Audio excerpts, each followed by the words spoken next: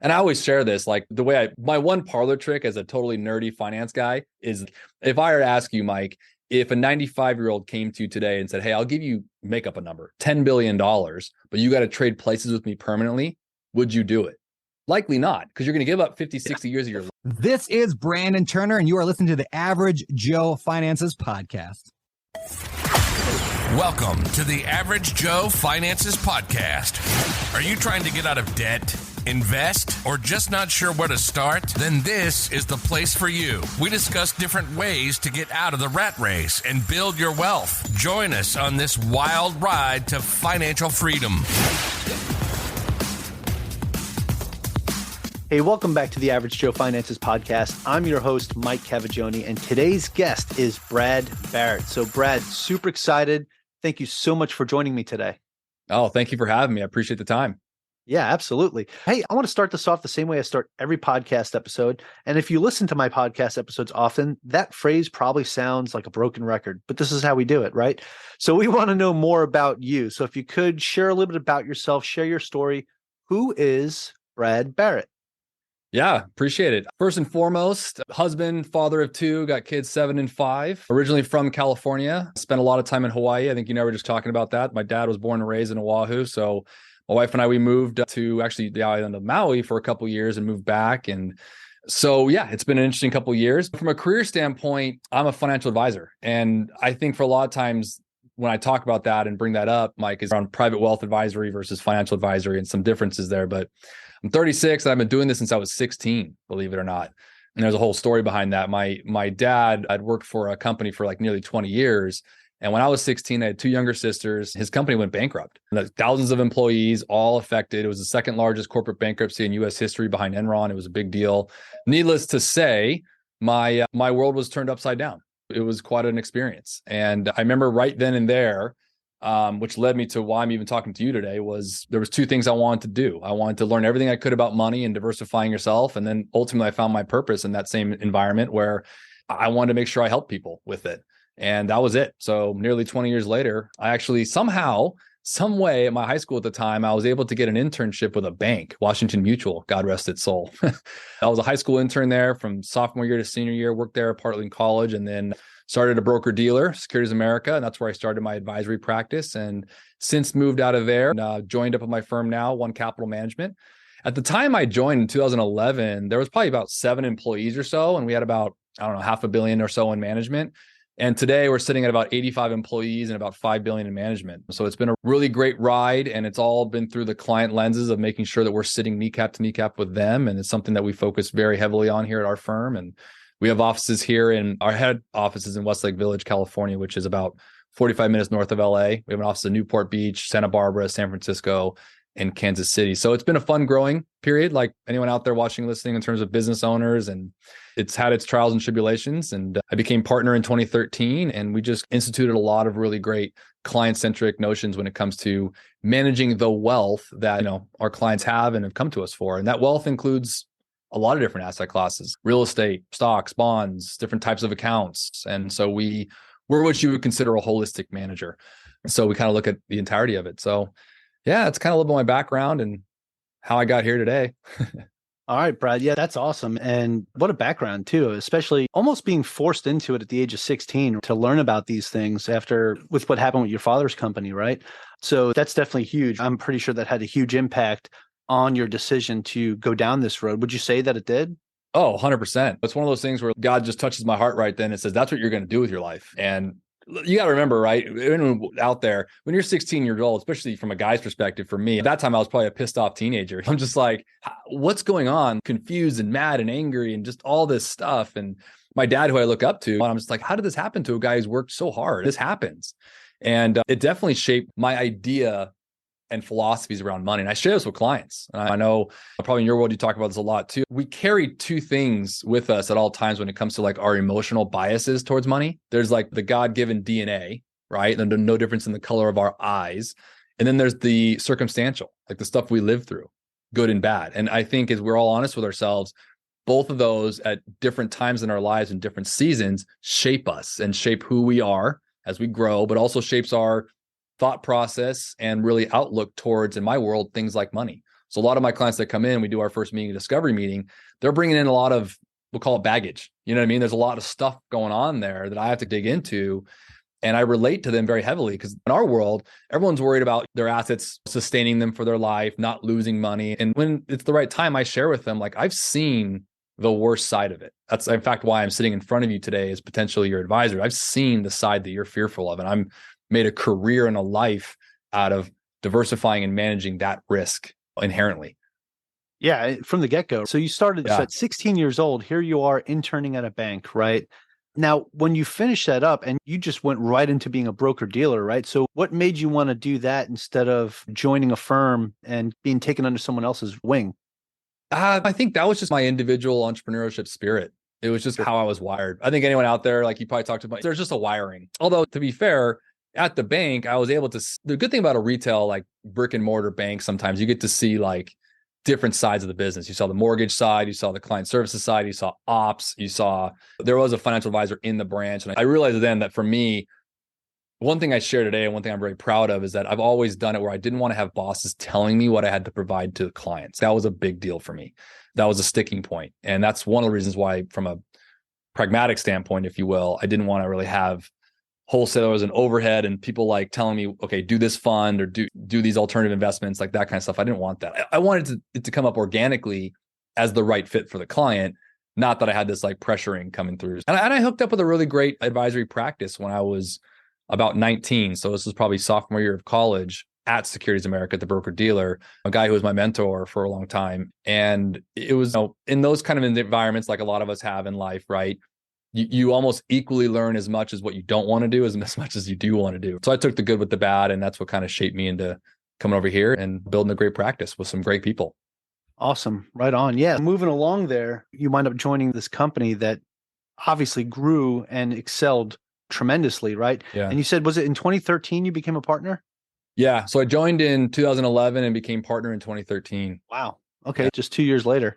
Obviously, you were doing some pretty impactful stuff. I like to think so. We have a great team here. This whole thing here is we have individual advisors at One Capital that focus on certain niches, right? So we have a whole sports and entertainment chassis. So we have really great guys that focus on athletes and entertainers. And we have really a big name brand in a couple of the big four sports. We have our own family office structure that focuses on what you would consider, ultra or high net worth to ultra high net worth. I happen to oversee a couple things within the firm that kind of led me to that partner route. Was I instituted our corporate services platform here. So I had a big background in instituting and bridging the gap, if you will, between business owners and or executives that either own or represent a company. So doing retirement plans, both qualified and non-qualified, and just all that comes with it. We also put an insurance arm in there because a lot of our clients needed certain insurance needs for that regard. And instead of subbing it out to someone who's just going to sell them a product, we wanted to do it right. So we did a couple of those things. And one of my big passion projects has been for many years is first responders. So one of my largest clients and largest relationships is out here, Los Angeles Fire and Police Department. So we have a whole niche and a whole platform on our business segments page that focuses solely on them. I think I shared with you before, my family is mostly military. My brother was a SEAL in the Navy like you were. And so that's always been a big part of my give back, but also just really helping them focus on things just in general, like that they're not really accustomed to. You're not going into basic training. They're talking to you how to fund an IRA. So it's just, your 10 and 20 year pension numbers potentially, and you go through some admin stuff, but that's about it. So it's been really cool to focus on different niches. And that's how we've grown. And we've brought on partners, we've brought on offices and strategic relationships to get us to the client, family, household, and size and assets under management that we're at today. Brad, I'll say that what I really like about the way that you do this is it seems like you really focus on making sure your clients are educated, right? Yeah. So they understand some of these things. You pointed out something great about folks in the military, right? So you go through basic training and you finish up. Nobody tells you how to fund an IRA or, how to set up your retirement post-military career, right? They say, hey, yeah, you do this amount of time, you'll get a pension. And, oh, look, here's this thrift savings plan thing, contribute to it. But they don't tell you what to do.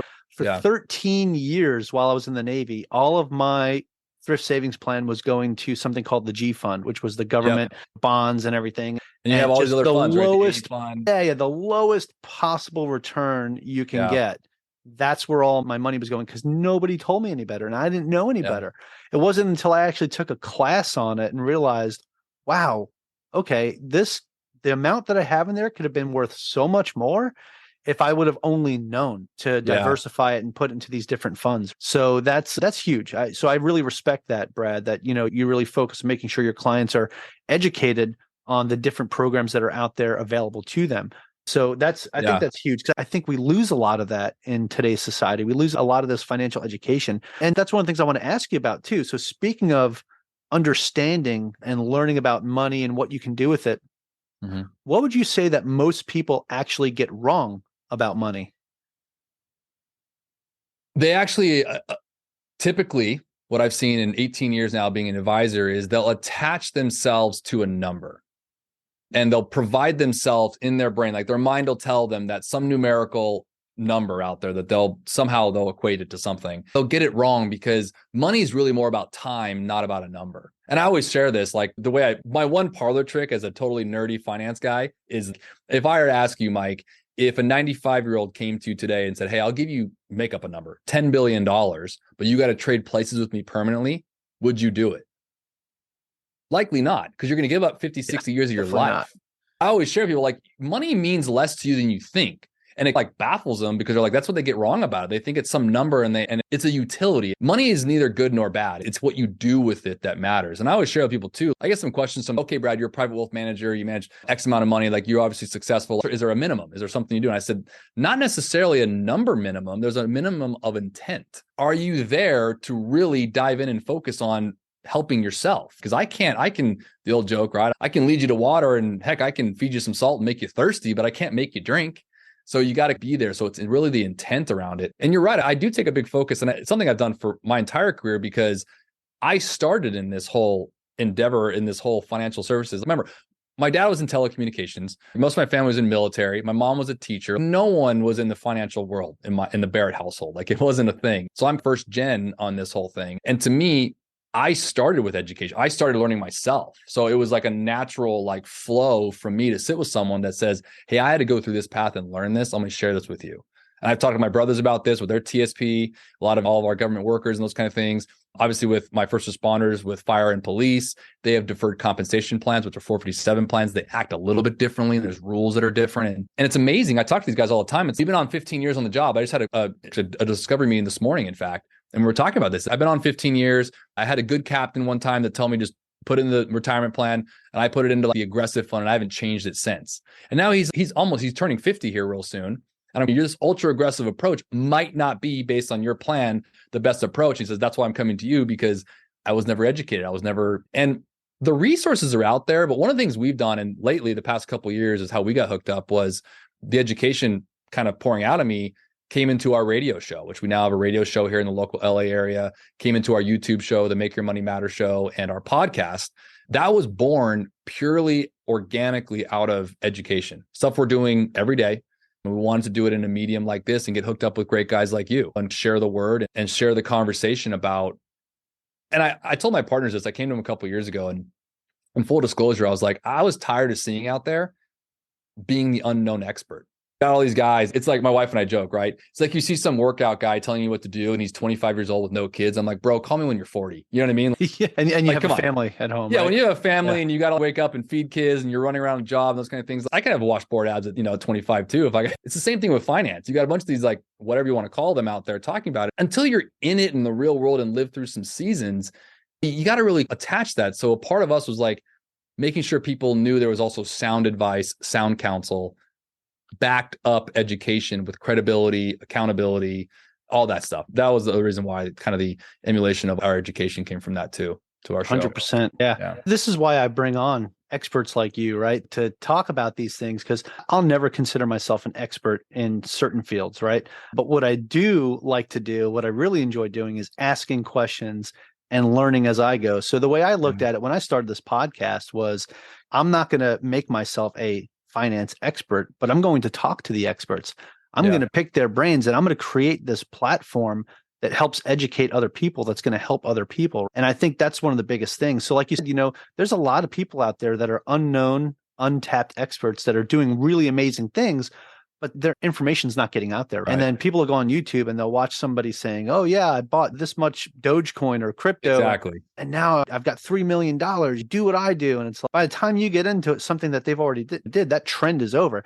And that's one of the big things too, is a lot of these financial gurus or things like that you see out there, it's very trend oriented, right? It's the Wall Street bets thing. I had so many people when that was going down, like coming up to, hey, are you investing in GameStop and Nvidia? And I'm like, no, like I'm not going anywhere near any of that, because that is all like, this looks like a huge pump and dump scam, which that's exactly what it was, right? But it gained so much popularity because so many people just flocked to that because they're not properly educated on finances. And I would even argue that they're almost improperly educated in the areas they are seeking the education. So like the thing is, and you and I both know this now, in these platforms that we're on, that's why I take a very hard stance on this. And I'm very calculated in what we're putting on our show, like you are, and who we talk to, because 20 years ago when I started in this business, like we didn't have really Twitter and Facebook and Instagram and YouTube where it's at today. In fact, most of those weren't even around then.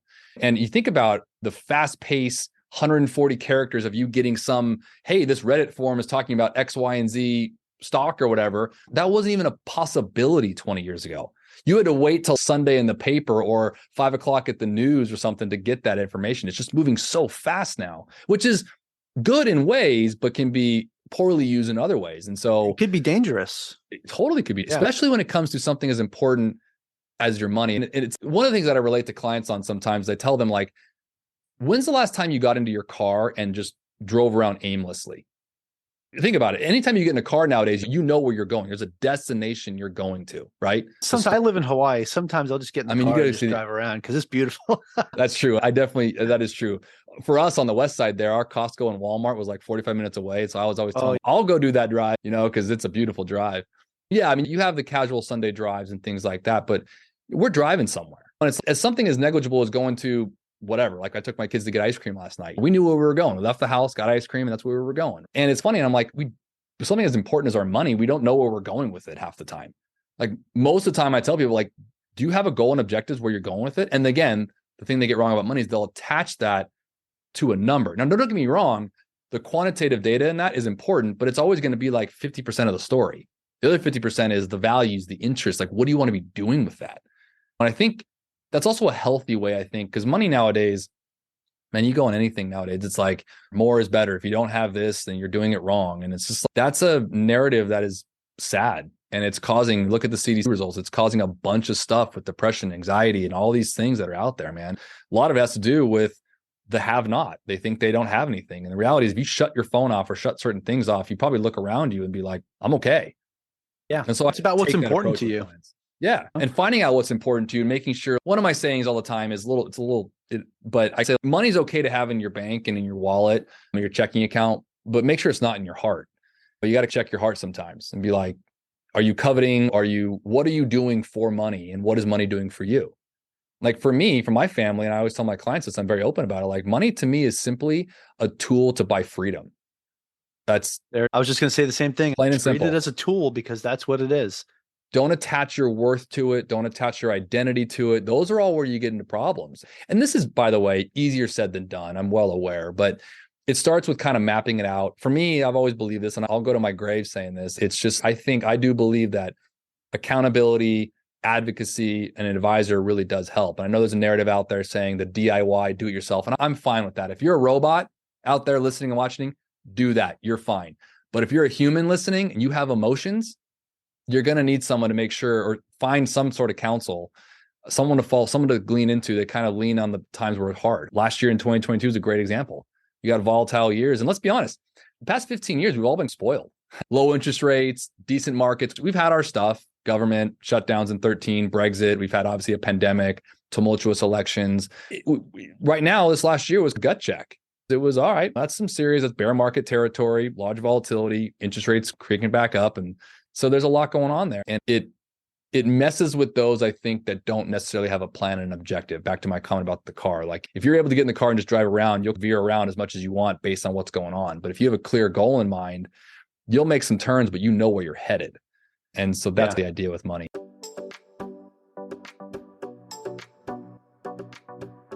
What's going on, everybody? So today I want to talk to you about the podcast editing service that we use for the Average Joe Finances podcast. That is editpods.com. And what I really like about them is it's a subscription-based service, so the prices are fantastic. And not only do they do the podcast episodes for us, but they also make us videos, audiograms, social media caption videos. They do our show notes, thumbnails. It's just fantastic products. Go check them out at editpods.com. Attention, fellow real estate investors. I know you're tired of ineffective marketing strategies that leave your lead generation feeling like a bust. Well, I've got a great solution for you. I've teamed up with Ballpoint Marketing to bring you a fresh approach to growing your business. With their handwritten direct mail marketing, your business will stand out from the crowd. Their amazing writing machines will craft personalized messages for each of your potential clients, making a lasting impression and increasing the likelihood of them responding to your message. They even make pen smudge marks to add to the authenticity. And for those of you that are driving for dollars, one of their most popular offers are handwritten door hangers. Placed directly on the front door, these door hangers show a potential seller how serious you are. With Ballpoint Marketing, you can trust their marketing strategy will be both effective and unique, just like your real estate business. Use my coupon code AVGJOE for an exclusive discount. Don't miss out on this opportunity to grow your real estate business and generate leads. Click the link in my bio for more. Let's get back to today's episode. Yeah, another thing to add into that car analogy too, the more you drive, the more gas you waste, and eventually you're going to run out of gas and you're going to be in the middle of nowhere with nothing. Great. That's like going through life without having a plan, and then you wind up at the end of life and you're like, how did I get here? Totally. You know? You could say all the cliche things. Yeah. No one plans to fail. They fail to plan, yada, yada. But it's funny. I've noticed, and I do this too. I'm totally guilty of this. Veronica, my wife, and I we will plan more for a family vacation than likely we'll set time and plan for our financial future. And that's just a fact. Now, I'm a big believer in what I do here. So me and my wife do this constantly, even in our own house, but we do this a lot. We plan for things that we know we want, but I'm saying, to your point, the gas that's going to get you there is the money, the tool that's going to allow those things. And then you get into the whole sacrificing and the whole live for now versus tomorrow and what all you got. And that to me, like in our discovery process here at One Capital, we go through the quantitative and the qualitative, and we're able to marry those for the client and help them with the direction that they're going. And that's through education and really meeting them where they're at. That's important, right? If you immediately feel like you're a cookie cutter model where, oh, you're 40 years old and you should be in this model, or we do it this way, and there's no lot of deviation.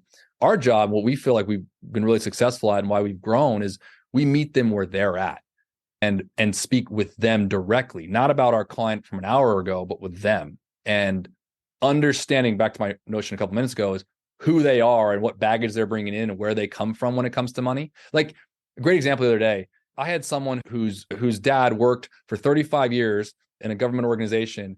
A year after he retired, came down with a brain tumor and passed away. And he was a guy that basically was the good old put money away, live for tomorrow, saved. So this child, this 45-year-old guy who's coming as my client, has this notion of, now I want to spend because I don't want to be like my dad.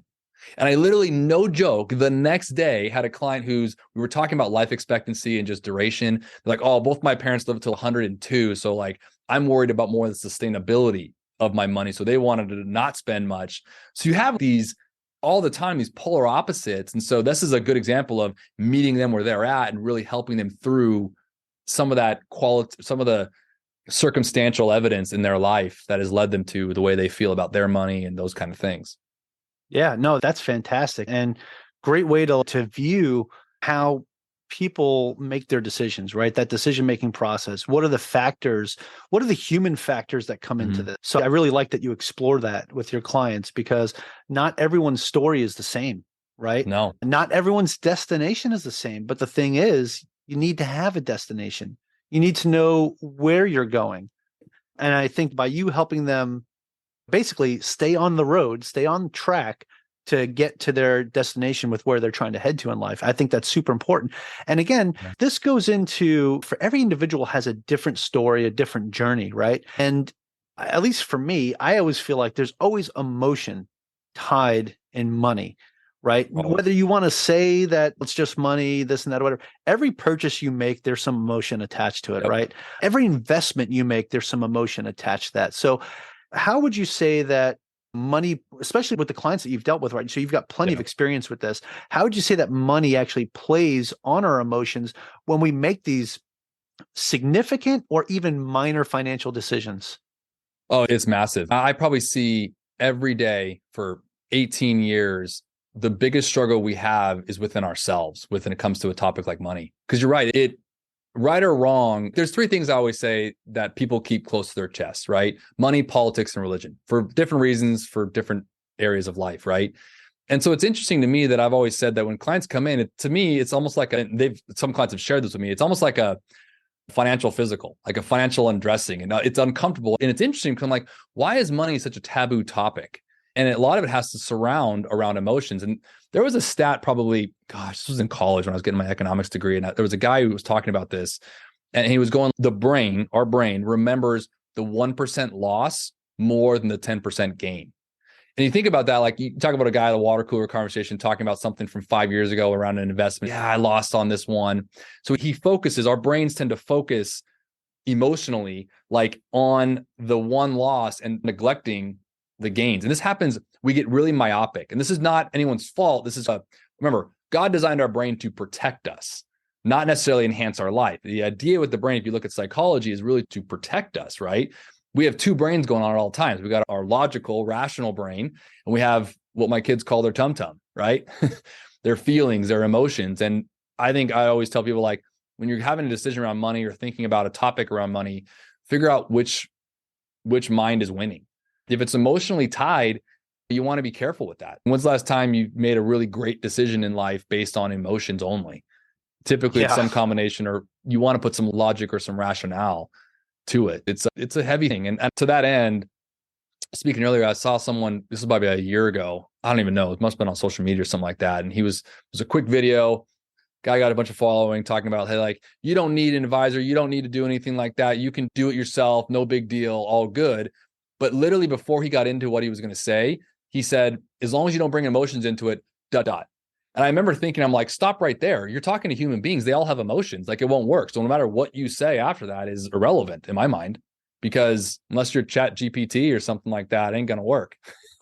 Yeah, absolutely. I mean, that's what you always hear people talk about. You don't ever go grocery shopping when you're hungry.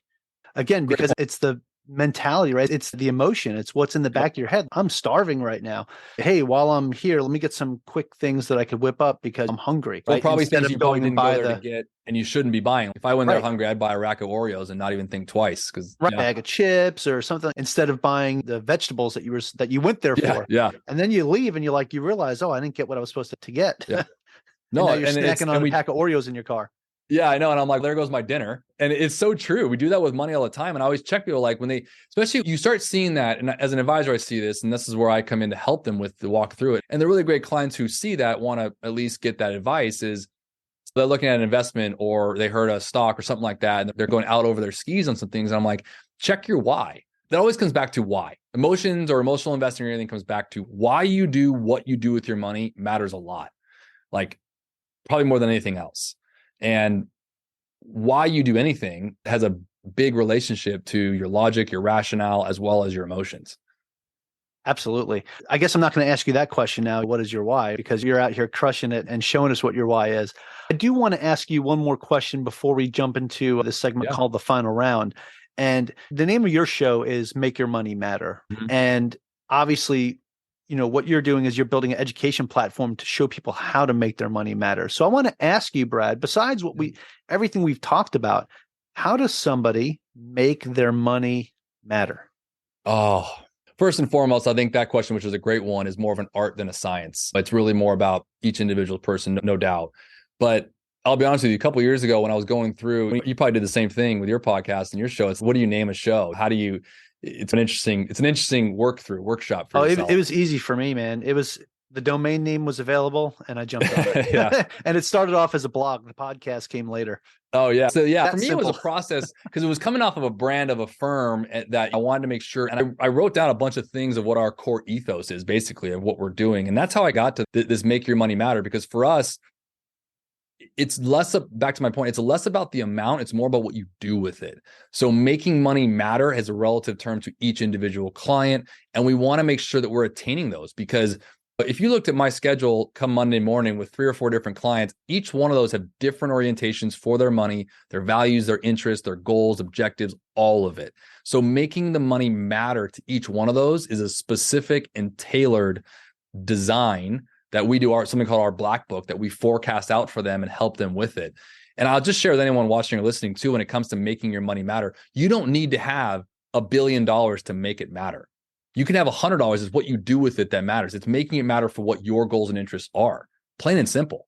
Like you don't have, it's not like you need this bunch of money to do it. That's one of the things I think, back to the question you asked earlier, what people get wrong about their money is they're going to wait till it gets to a certain threshold that they feel the world will accept them at that point for having a certain amount of net worth. And I'm like, who said that? You can make money matter along the way very clearly. And it's something we preach often, and we try to make it very specific for each of the clients. Yeah, absolutely love that. Absolutely love that answer, man. That's what it is. It's what does the money mean to you? What are you going to use it for? That's what matters, right? It's not about how much, it's what you're going to use it for. Yeah. So, and don't look over the fence. Comparison's the thief of joy, man. It's like going to say that. It's like you look over and it's like, oh, okay, John's got this. And I'm like, so what? John's on his own path. Like my wife and I always joke when people say something, whatever, her and I just internally be like, one place they can stay for free, their lane. It's just stay in your lane, man. And I think for all of us, it's something that's check our own selves. Like just stay in your lane. Work with the gifts you've been given. Partner to your weaknesses. No different than what you said earlier. It's having good counsel around you and people that you will never be an expert in. Likewise for me. And I do the same thing. It's partner to your weaknesses and work with your strengths. You do that, you're going to have a pretty happy life. And the grass is always greener thing. Grass is always greener where you mow it, right? It's my grandfather always used to tell me. So it's get busy doing your own work on your own stuff. And your money will matter more to you at that point. That's awesome, man. Great analogies to put this all together. Really appreciate that. Yeah. All right, Brad, I do want to transition this now into something that we call the final round. It's where I'm going to ask you the same 4 questions that I ask everybody that comes on this show. And it's going to help us get into your brain and see how you react under pressure, which I'm pretty sure we already know how that's going to go because you're going to crush it. Let's go. Ready to go? All right, let's do it. Yeah. All right, Brad, what's the biggest mistake you've ever made in your finances? Not adhering to the rules of money that I know now. Something as simple as the 70-20-10 rule, right? Living on 70%, save 20% for short term, 10% for long term. Had I know that more so and literally lived it and breathed it when I was 16 or 18, that's something that hindsight's 2020, right? But yeah. Okay, absolutely. So Brad, this next question kind of ties into the last one, and these kind of all tie into each other. But what is something that you've learned that you wish you knew when you first got started? Empathy is key. I think when you're a younger advisor in particular, or just younger human in general, you haven't walked in the shoes of many people or seen it from their side of things. This is a good thing I think I would share for anybody in life. Empathy is key. It means so much, especially when you're working with people and you can sit with them and relate with them. Either you've gone through it or you've seen other clients go through it, or you just are more aware of things. That's something that I've learned that I really cherish now as a senior advisor at this point. Yeah, I think it adds that human element, right? Completely. That you realize everyone's human. Everyone has they have their own path. Yep. And empathizing with that is what gets you on their level. Totally. And by getting on their level, you can give them the best advice to move forward, to help them stay in their lane. This whole episode's been about that actually might be the name of this episode, is stay in your lane. Because here we are talking about driving around and staying in your lane. It's just, but it's so fitting for what we're talking about with your financial health and staying on that path to get to that destination. So this is all fantastic, man. I appreciate that. All right, Brad, the next question is, do you have any tips or tricks that you would recommend to someone that is just getting started out today? So let's say somebody just graduated college or high school, right? They're getting into the corporate world and they want to figure out what their financial path should look like. What kind of tips or tricks would you recommend to someone like that? Oh, man, I got a couple. Okay. So first and foremost, the broad spectrum of this is live on less than you make. I know how simple that sounds, but just start there. From that, I think the rule I just mentioned that I wish I had known or leaned into more was the 70-20-10 rule. You can break that up in different ways, 80-10-10, but live on 70% of your income, save 20% for short term, 10% for long term. I think those are key. I think I also like the rule of the third. So anytime you get increases in pay, bonuses, new job with a higher pay. Take a third of that, put it to savings, a third of that pay down debt, and a third of it go have fun. When you start bringing that up, you have no more debt, then bring it to 50-50, right? Those are really good, like simple rules that, believe it or not, may sound really like elementary, are actually very profound when you compound that with time. Those are key things that I would say. When it comes to investing in general, the 2 Ds I always share on our show is discipline and discernment. So whatever strategy you're going to go with, seek that out with counsel and advice, but stay disciplined to it and be discerning of anything that comes in or you want to add to it, or just be cognizant of what you potentially change it to. So when it comes to investing, it's less about what you're investing in, it's more about how you're investing in it, and with the mindset as well as with who you're doing it with. Awesome. Definitely appreciate that. That's fantastic advice for someone just getting started out, right? I wish I was listening to this, honestly, 20 years ago. And I know how again, like I said, it sounds elementary, but man, it works. I've seen it work. So yeah. Again, a lot of times you get to this point in life where you're sharing what works because you've seen it in action, and you've missed out on it yourself. Because, hey, if I can go back 20 years and talk to my younger self, my 18-year-old self, like, I know exactly what I would tell them, exactly what you're saying here. And by the time I'm where I'm at right now, forget it. It'd be a whole different world. Everything happens for a reason. I believe it. Yeah. And I'm on my own journey. I have my own destination and my own path. So it's just a matter of staying focused on that and staying in my lane. Totally. 100%. Love it, man. Okay. Now, final question of the final round. And I will preface this with, besides your own, do you have a favorite business, investing, or real estate related book or podcast, or both? Oh, yes. The Psychology of Money. Oh, Morgan Housel. I have it back. I think it's Morgan Housel. Man, that book's amazing. I highly recommend it to anybody listening or watching. It's something I've talked about for years in my practice, and he summed it up so eloquently with different anecdotes and stories. It's amazing. So Psychology of Money. I might be messing up on the author's name, but I think it's Morgan Housel. And then obviously mine, Retire, Go For It. All right, awesome. Psychology of Money. That was a big one for sure. Okay. No, definitely appreciate that. I will make sure I get that one added on my list. That is not one I've read yet. Okay. Oh, you'll like that one. So Brad, this has been absolutely a treat and awesome. Now, I do have one more question. The final round is over, but this question is the most important question of the entire podcast, right? Yeah. Because there are people listening right now that are saying, man, this is really great information. I'm learning a lot from what Brad's talking about, and I want to know more about Brad and what he's doing. So if you could share a little bit with us, can you tell us where people can find you? You have a website, social media. I know you have a podcast and a radio show. So where can we find all that stuff? Yeah, no, appreciate it. Our website, the company's name is One Capital Management. Our website, it's onecapital.com, spelled out, ONE capital.com. And our show is on YouTube. It airs every Wednesday. We have clips every day, pretty much, for the most part, with shorts and things like that. The handle's at Make Your Money Matter on social media. And then obviously the Make Your Money Matter show with Brad Barrett on YouTube. So those are definitely places you can follow along, go through what I talk about weekly, and anything of the, All right. Awesome, Brad. Thank you so much for sharing that. Thank you so much for coming on the show. I'm going to make sure I have all those links in the show notes to make it easy for the listeners to find it and follow. They can copy and paste, click away. Just please, if you're listening, don't do it while you're driving. But Brad, this has been a real treat. Thank you so much for joining me today. Oh, Mike, thank you for having me. I really appreciate it. Absolutely. And hey, to my listeners, thank you all so much for joining me and our special guest, Brad Barrett, on the Average Joe Finances podcast. Make sure you go leave us a 5-star review and tell us what you liked about today's episode with Brad. Aloha from Hawaii, and have a great rest of your day.